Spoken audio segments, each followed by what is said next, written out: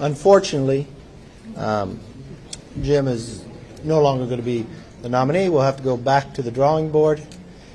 What history will look at, the Crazy Eights led by Gates, the amount of damage they have done to this party and to this country is insurmountable.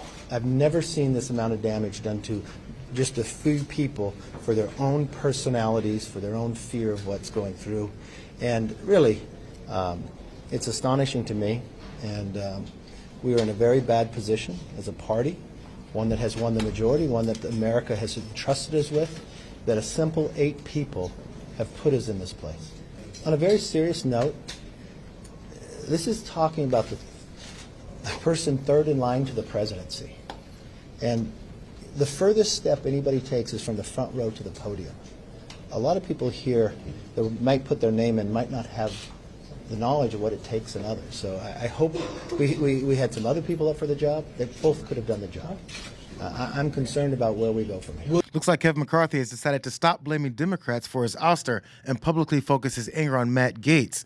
Now that Jim Jordan's attempt to take over in the name of MAGA didn't work out either. It was a pretty sharp turn from the last couple of weeks when McCarthy was talking as if Democrats in the minority somehow brought him down. This is from the day he was kicked out.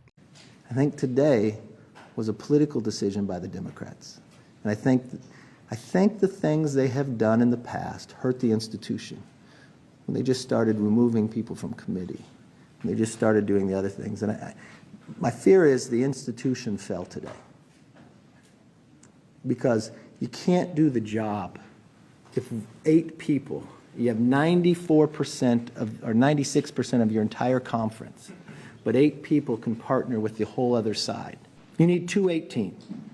Unfortunately, 4% of our conference can join all the Democrats and dictate who can be the Republican speaker in this House. I guess the strategy was to continue to appease the MAGA wing of the party by making Gaetz the guy that went along with Democrats, rather than him being the guy that's been talking about wielding this power over McCarthy ever since he took the position. But since that didn't work out in convincing people that they're not absolutely incompetent and power-hungry grifters, McCarthy took the small step to equally blame Democrats and Gaetz now. What do you say to Americans who look at this chaos and believe it's a sign that Republicans cannot govern? Well, it's embarrassing, and you've got to understand why we are here. 8 Republicans, led by Gaetz, have created this chaos by joining every single Democrat in voting to shut down one branch of government. What Matt Gaetz has done here, think about this. He has chosen with no plan, concerned about an ethics complaint that was registered against him in the last Congress, to try to go and move and shut it down. This is a wrong approach. It's brought chaos. The Democrats went along with it, and they have blame too. McCarthy just can't find solid footing on being critical. He did the same thing with Trump after January 6th when he rightfully called him out for his part in the attack. Then he scurried back under his thumb at Mar-a-Lago when he figured it was more politically advantageous to do so. So now they're creeping up on a month without a speaker. Republicans are having to search way down the bench to come up with someone to take the gavel.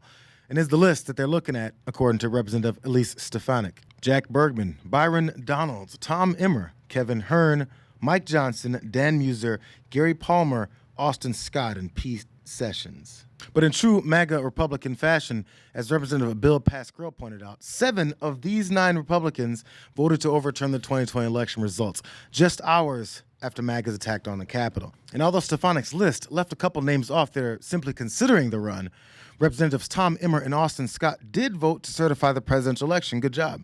But they then signed on to an amicus brief asking the Supreme Court to overturn the results, showing that they believe in the legitimacy of the election as much as Carrie Lake does. But then again, I guess to be honest and fair, over 100 Republicans signed on to that. So maybe they just don't have many representatives that believe in voting. I legitimately thought enough Republicans would be alarmed at the length of time that they've allowed Matt Gaetz to illustrate just how bad they are at legislating and representing the country, and that they'd somehow find a way past this. But when Byron Donalds' pitch to become Speaker was taken seriously after he said all of this, I've lost all expectations. If you become Speaker, will you release all of the January 6th footage? I will, absolutely.